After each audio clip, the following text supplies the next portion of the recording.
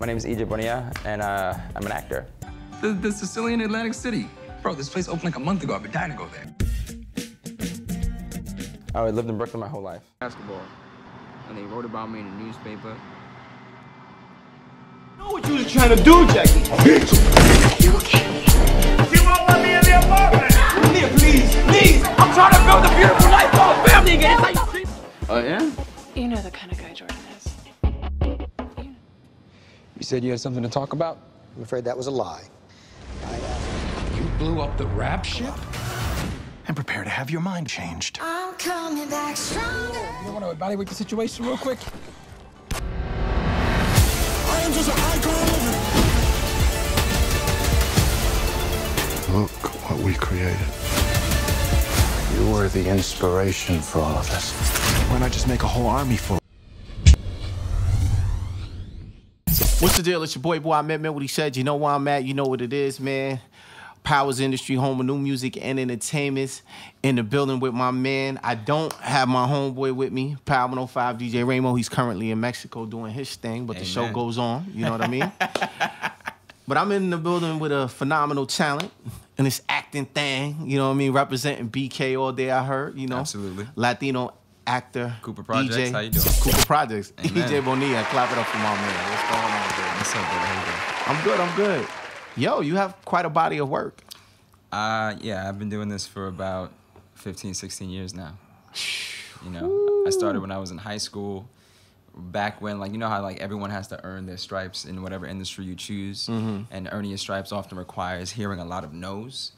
And one of my blessings was making certain choices in my life early enough that I got told no when it didn't matter as much because I didn't have my own bills to pay yet. So I put myself into the acting world and the dancing world when I was about 15, 16. And I was blessed enough to, like, get an agent, a manager then. And so it helps. That's why part of my message is to talk to younger people, especially from the neighborhoods like where I'm from, about making better choices earlier on because it really sets you up for a little bit of an easier road in your future, you know? Definitely. I'm all about giving back. So let's go through some of the stuff. First of all, you got a couple of awards, I see. Best Supporting Actor in 2013. Yes, that was okay. Yeah. So was that a nomination? Was that an award? So if you're talking about the LA Film Festival, so the LA Film Festival, we won Best Ensemble Cast for a film we did called Four. Okay. With myself, Wendell Pierce, Asia Naomi King, Emery Cohen. That was a really beautiful film, and it was great because indie film also often allows you to really get to the nitty-gritty of a story, and it's often very actor-based. So we got to really play Asia King. I don't know if you know, if you ever interviewed her. She's a fantastic talent, and it was amazing. No, but now that I know you, so I'm definitely gonna. Yeah. Asia's amazing, guys. If you ever see her, give her applause. She and I got to really, like, bring something to life, so that was fantastic. Yeah, and to win at the LA Film Festival, it's a big deal. You know, I don't get too hype about those things because I just hope that they are a reflection that I'm on the right road. Not something for me to be like, look, everybody, I'm so good, or something like that. You know, it's just, I'm trying to do something with my life, and if that is a marker that says I'm on the right track, then amen, that's awesome. And the money don't hurt either. Not an indie film, no. I didn't pay much rent on indie films, you know. Nah? No. Like, see, I don't know, man. This is like, damn. But you've been on a couple of shows I love. We're going to talk about the film. Sure. But, you know I love Colony. Colony was a fantastic time. And you was on a couple of them joints. And I was like, wow. So when I saw you, I was like, yo, why do I know this guy? And then I'm like, he's an actor. So I'm kicking myself in the head. He's an actor. But I'm like, what show? And I realized Colony. I was like, wow. Colony. What was it like working on that show? Well, a really good friend of mine is Sarah. And that's CBS money. I was doing okay that day. I paid rent that month. So you paid rent that month? Yeah, that was nice. A couple months in advance, I got to pay rent. That was cool. Sarah Wayne Callies is an incredible talent. She was the director of that episode, and she and I did a TV show together. She and I did a TV show together called The Long Road Home. That was the first thing that I ever did. And for anyone who's not an actor out there, when you have a call sheet, number one on the call sheet is like the lead, right? Like the main guy. And I'm big on, I understand that I'm an actor that is of color. but often the industry will do this thing where they're like, "Oh, you're a Latino actor," and they don't do that to white actors, you know. And so I'm big on they're reminding actors, but exactly because you're a person of color, you're an actor. Yeah, I mean, you're a Latino actor. I'm a Latino actor. So this show was the first time for me where I got to lead something, and never once did they mention color, never once did they mention economic background. And for me, that was beautiful. And it was a show, a mini-series on National Geographic about war. And it's beautiful because war is a great equalizer, regardless of what background you're from. We all bleed the same color. And when you're in the trenches, we are all brothers and sisters. You know what I mean? Support that. So Sarah was amazing. She heard about this part on Colony and it was like, "Hey, do you want to audition?" I was like, "Of course." And I ended up getting the part, which was amazing. And I got to spend a month in Vancouver training, playing, you know. Saw Drake out there? I did not. But I asked some people, I was like, "Y'all know Drake? I'm related to him." Free food, you know? No, but it was a lot of fun, man. It was a lot of fun. Colony was amazing. So how'd you get on the long road home? Long road home. So it's You funny. did like you Yeah. on like 8 or 9 episodes, right? I was in every episode, yeah. I was the lead of the show. That's right. Right. That's the You show I'm on talking about with everyone. Sarah. No, but yeah. sometimes, no, when you're the lead, I guess, yeah. Well, they I'm focus on every episode. They focused a little bit on a different person, but like I was the lieutenant of this platoon of guys trapped in a house to take cover from this like barrage of bullets that they were facing.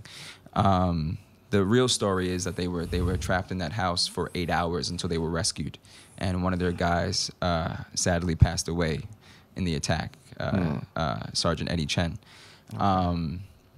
And so getting to meet those guys and be a part of that story and bring real people to life, I mean, that was crazy. Like, imagine getting to, like, play pretend with guns and war for 3 months in Texas. Like, it was amazing, and it was eye-opening because I have a new respect for people in the military now that I just didn't have before.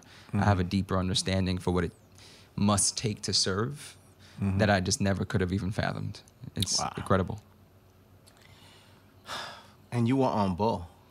I was. Bull was amazing. Bull was amazing because What's it like working with that cast? I know disrespect to all the other casts. No, those shows you mentioned were great. I've watched them. Sure. And they had some phenomenal people. But Bull, what was it like working with them? Bull was amazing. Bull was the first time as an actor I was ever offered a role on, like, you know, national television. And it was amazing because they let me be a small part of creating the character's background.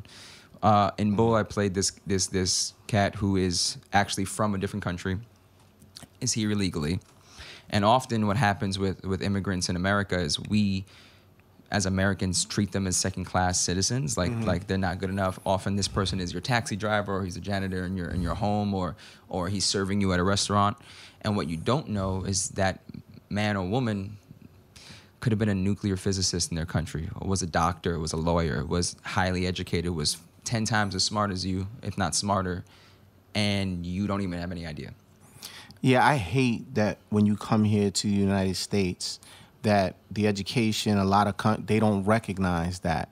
And I guess it's a 50-50 thing. I understand that we need to have certain qualifications that maybe other countries' educational systems don't. Right. But I don't think that you should have to start all over. I think that if you have, there should be a test. Like, you come in, you take this test, and they say from 1 to 100. Sure. And if you got 70% of the skill set, but 30% you failed on, you should be required to just focus on that 30%. You make a lot of start sense. somebody over. I think that it's more of a money thing than anything else. I agree. You know with what I mean? I think it's ridiculous. I think it's It sad. is. It's just very disrespectful. You know, Yeah, you to an spend your whole individual. life getting an education in the place that you're from. And often the people that come here are fleeing from something. They're fleeing violence. They're fleeing prejudice. They're here for a reason. And we think of them as immigrants, or a lot of us do. And I just think that, you know, immigrant shouldn't be a bad word. It shouldn't. But it seems like Americans treat it that way, especially when we have certain people in certain political offices that tend to exaggerate that. Yeah, the orange guy. Hey, that guy. Yeah, I don't give shit. I'm not running for office anytime soon. I don't need no endorsements. I can say what I want. We Facts. still have freedom of speech here. Absolutely. You know what I mean? Yeah. So, Tiffany Haddish. Tiffany Haddish. Melissa McCarthy. Amen. What Now, for those of you who don't know, the film that's out right now is The Kitchen, Hell's Kitchen. It's The Kitchen. It's called The Kitchen. It's called The Kitchen. And I watched it, but I can't remember. But I just automatically say Hell's Kitchen. But The Kitchen, starring Tiffany Haddish, Melissa McCarthy. First of all, how did you wind up getting on that film? Like any actor audition, you know, and I'm a big. So a lot of times when you're in an industry, everyone's gunning for the lead roles and stuff like that. And I do think that I am a leading male, and I've shown that in my career. But I'm big on focusing on being a character actor. And so I play with voice all the time. I do different things intentionally so that I can escape this idea that I'm just one thing. And to just be really candid, I've had casting directors say to my manager, and I love that my manager was honest enough with me to tell me, I've had casting directors say to my manager, oh, EJ's good, but he doesn't do this. And at the time, I was the kid wearing his hat backwards, booking stuff like that. And that hurts me because I'm an actor. I can do anything. But you thought I couldn't play wealthy? You thought I couldn't play highly educated? Do you even realize how racist that is? That you would put me in a certain section and say no to me before you even let me audition? Yeah, that's crazy. That's ridiculous.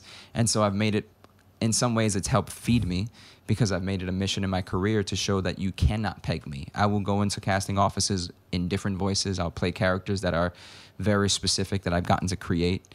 And so with The Kitchen, it was a really great opportunity for me to do my old school New York thing, you know? Like, these are guys that are, like, from New York in the fucking 70s, you know what I mean? Like, they're in this place, but in a time where racism was huge, and to be an FBI agent then, that's crazy. And so I got to play with stuff like that, and that's cool. I watched that movie. I was like, yo. And what's crazy is we spoke. Common was my partner, all that. bro. That's amazing. Yeah. But it was like I'm watching it, and I knew that you were in the movie.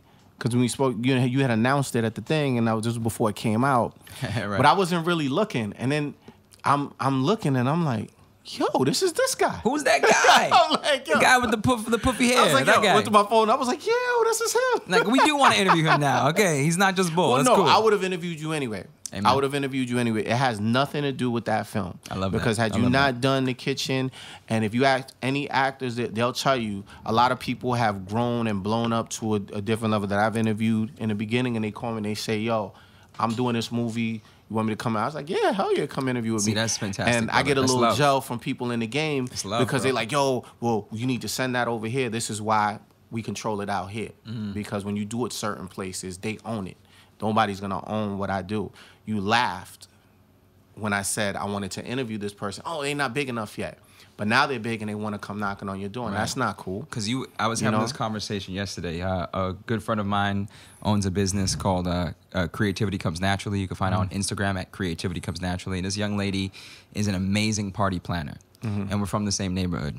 Gotcha. And whenever you're starting a dream, it's difficult, and people will doubt you and say good for you and pat you on the head and quickly walk away and kind of dismiss you whether they realize it or not. Even people who are dream followers themselves. And so I have so much respect when someone's like, no, I don't care where I am in my life. I don't care if I started later than I should have.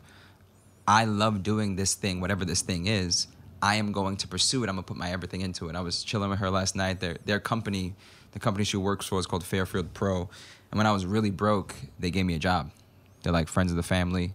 They're an incredible, like, loving company. And they were like, you know how to use tools?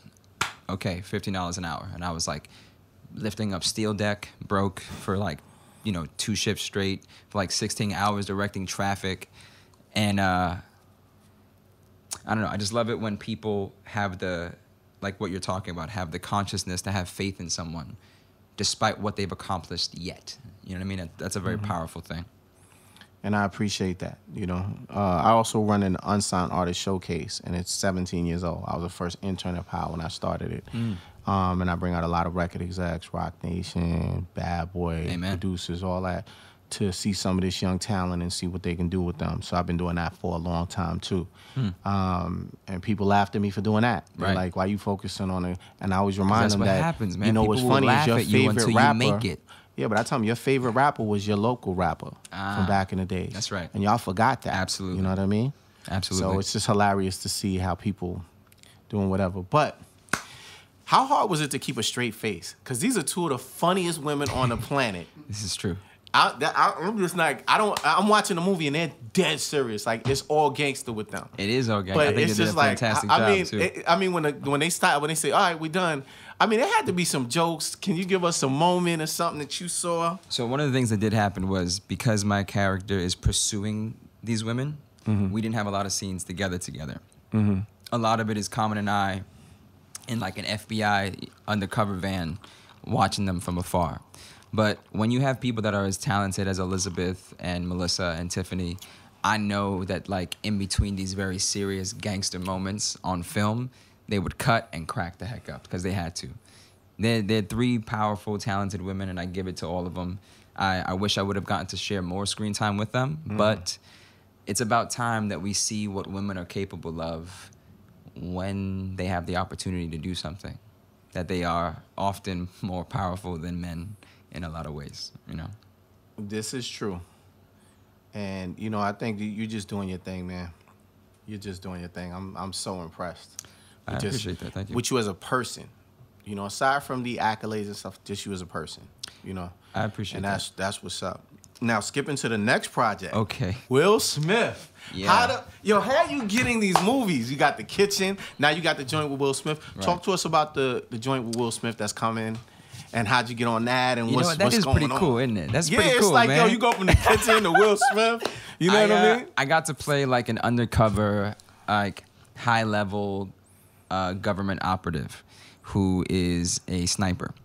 And Will, in this movie, is like the top guy. Like, he's the guy that the government secretly has ordered to kill someone secretly that we can't ever talk about.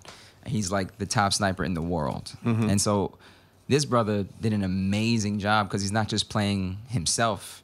He's playing himself at two different times of his life. Like, I saw some of the behind the scenes footage of him with all the makeup on and all like those dots for the CGI so they could put what he looked like in Bad Boys Original on his face now.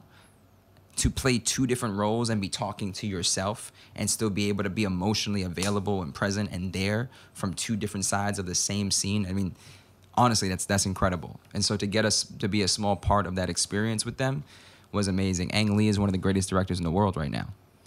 And to get to be directed by him, honestly, was an honor. It was one of the first times in my life, like, they flew me out to Budapest. I'm a boy from the hood. I don't pretend to be very hood. I'm not pretending I'm anything that I'm not, but I am from a certain world, and I'm very proud of that. And to get to be, through what I love, taken to these amazing places, to taste delicious food, and to get to play on camera with one of the greatest actors of our time, God bless him, Mr. Will Smith, that was a pleasure, man. It was an honor, you know? And it was pretty cool to be a secret agent and be on a train and be like, listen, he's there. That's right. Like, to get to play that stuff, come on, man. That's what you do with your buddies when you're goofing around, playing pretend. That's all. Yeah, that's it is, exactly man. what you do. Yeah. Wow. Let me ask you a question. Do you still get recognized from what's the show? Guiding Light? Every Because once that's in a like a while, novela, I do right? actually. That's a novela. I love that you know that word, bro. ¿Tú crees que yo no hablo español? Come I on. speak Spanish. Do Don't you get really, that twisted. brother? Yeah. Where'd that come from? Ahmed Rodriguez. Come on, It's son. on my gram. Listen. Love that, man. That's fantastic. Puerto Rican, Dominican, Costa Rican. You know all the what I things. mean? All the best Jamaican, of all all the that. worlds mixed Yo soy un together. cocorico aquí. Oh, yeah. Come on, Papi. That's cool, man. Shit, that's why I'm so passionate. You know what I mean? I love you got that fire, man. Yeah. But do you still get recognized from that show? Every once in a while, there's some, like, young lady housewives or people who were really addicted to soaps in the early 2000s who will be like, Rafe Rivera? That's cool. A lot of kids with I wasn't always the most responsible person in the world, and I think that, like, part of what I also would love to talk about is sending messages to people especially from where I'm from, kids, boys and girls from where I'm from, about what it takes to follow craft, to follow love, to pursue a dream. It's not just about acting. It's often about what are you willing to say no to. And so particularly for the soap opera, I mean, I was 18. I was so tired I accidentally missed my train, and then I got on the next train, but I fell asleep and missed the second train, and my manager was ready to like cut me out of their company at the time. Wow. You have the same manager that? I do. I'm blessed enough that my representation at this point, my managers specifically, are like family to me. I'm with MKS&D Management. You still throw family out. I mean, amen. They're not Still acting throw right. family out. I love you, but I'm gonna love you from across the street. You know what I mean? No puede dormir aquí. Si no tiene trabajo, si no está en escuela, Facts. tiene que ir de mi casa. Facts. And so they were ready to be like, we love you, but goodbye. Uh-huh. And they've really been a big part of me stepping up my maturity level and my responsibilities as a creative. I mean, it's part of the reason I think why I really, really do care about talking to the youth about craft, about pursuing love and what that takes. I like a few years ago, for example, I spoke at BAA, Boston Arts Academy. It was one of the best experiences of my life. And I got to hold a master class in acting because they were a performing arts high school. That's horribly underfunded, so please somebody just give them some money because they got talented kids from the hood out in Boston and they need some love. And one of the things that I did was I pulled just the boys aside. And I wanted to have a real conversation with this group of young boys and be like, I just want y'all to sit down. I know you're probably missing class for this, but you know, it's fine. Sometimes you don't have to be in class to learn something. You gotta. Sometimes this is more important. That is true. And I wanted to have a conversation with these kids because I realized a lot of these boys are not given permission to be themselves. And their teachers had shared some stuff with me, and so I wanted to talk to them alone, away from the pressure of female eyes. And I wanted them to hear me say this: you're not your father. You're just not. You're not your uncle. You're not your brother. You're not the males in your life that you think you're supposed to be like. And whatever it is that you are is far greater than that. It's beautiful. It's special. It's magical. And what's fun is if you don't know that, great, bro. Fantastic. You get to figure that out. That's part of the fun of life. Exploring who you are. Bro, like easily 2 or 3 of these kids put their heads down and were shaking because no one had given them permission To before. be themselves. Just to be okay being whatever you are, even if you don't know what that is. And what it spoke to was like the turmoil we all go through trying to be male. There's so much toxic masculinity in the world. I really want to be a part of changing that, a little baby step at a time. If I get to talk to kids, if I get to reach out to kids that just happen to be younger than me, because I'm a kid, bro. I'm a dork, I'm a kid, I'm a geek, I'm happy about that. If I can help them learn how to take pride in whatever it is that they are, to learn to be lovingly and yet unapologetically yourself, to know that even with your family, that by the sheer virtue of you being you, you will allow the people close to you to grow. You will help them. But you have to be brave. And we're scared. We're scared to fuck up, to mess up. I'm sorry, I'm not sure if we're allowed to curse. To mess up. We're afraid to be wrong. We're afraid to be dirty. We're afraid that like, oh, what I'm thinking about or what I want to be or what I want to pursue isn't cool. It isn't masculine, you know. And especially in industries or in the world of being a male of color, you know, there is like this overly masculine nature to being Latino, right? That machismo that we get taught. And I would love to talk to younger kids who are of the time and mental capacity to understand what that really looks like. And how. And I'm going to get you that opportunity. Yeah. We have a lot of stuff going on with young people, demographics between 18, 16. Absolutely. So we're definitely going to talk off camera about that. Absolutely. Thank you. Because we have a lot of things set up. But we'll talk, you know what I mean? Amen. And I appreciate your passion. I think it's our responsibility, you know, as men of color, to give back to our community. Absolutely. You know, and a lot of us don't recognize that we owe the community. I'm from a certain what I mean? place, and a lot of people will talk about my neighborhood, and it would be like a very negative thing. And personally, I say fuck that. Because yes, have I learned what I don't want out of life? Absolutely, because it was around me.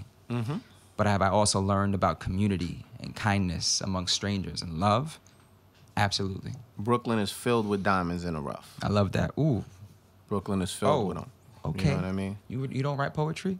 Nah, man, but you know, you know, the truth is just a beautiful thing. Amen. And it comes out, and it's just coming out, you know. I used to do that. I used to be at the New York Poets Cafe? I lost my stage virginity there, man. I was like, yes, to be loved, to be you know. I like poetry. I just can't do. And when we. But you know what though? Hold on. But you know what though? Okay, no, I agree with that. No, play some hip hop, baby. You know what I'm saying? With that. You know what That's it is my poetry. though? No, that's people that show up there and they think that spoken word is supposed to do it like this. Like that's the stereotype. Yeah, you like. It's about having a conversation. What was what that just movie? happens to be your poetry. What was that that's movie all. where they did that? Oh man, it was Love Jones. Was it Love Jones? Love Jones. Okay. Yeah, with this dude, the Oh, one that back played in the 90s, bro. Old Dog, and then he was in shit. there, and then he was in there, and he was like, that's yeah, a 'cause versatile homie, actor, bro. That's He a is, versatile he is. actor. He is. Nah, but So- my shit wasn't like that though. I just want to say that right now. It's about having a personal conversation that just happens to be with the audience. That's all. That's all I'm saying. One more question. So, you know, everybody seems to do Blue Bloods, Law and Order. Sure. But you had the chance to be around Issa Rae and Tom Selleck. Amen. Issa's Did you- beautiful. Issa's Yeah. amazing. She's Did a you ever real person. Did you ever feel nervous or intimidated like being around I'm her? nervous all the time, man. Like, I think that's part of the message to anyone too is like, do I suffer from low self-esteem? Absolutely. Am I not always the most confident person in the room? Absolutely. But am I trying to slowly teach myself to own whatever it is that I happen to be, whenever it is that I happen to be that? To be present as best I can is a constant lesson that we're learning over and over again. And so, yeah, when I'm in a room with someone that I look up to or admire, that's scary.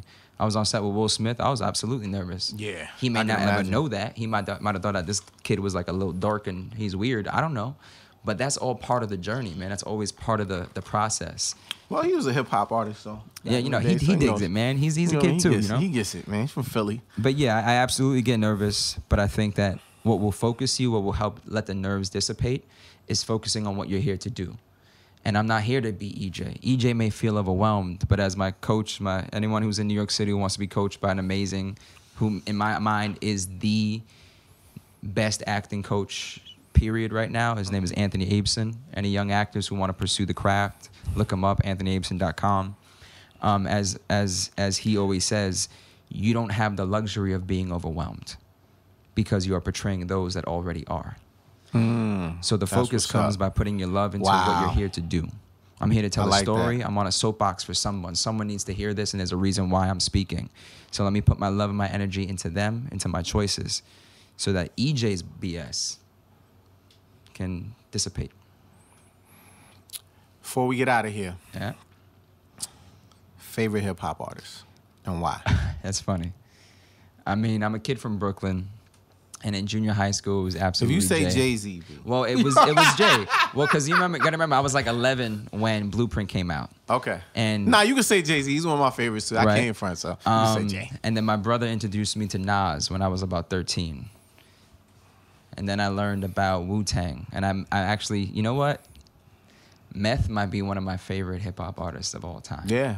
M-E-T-H-O-D, man. M-E-T-H-O-D. You know what I'm saying? Yeah.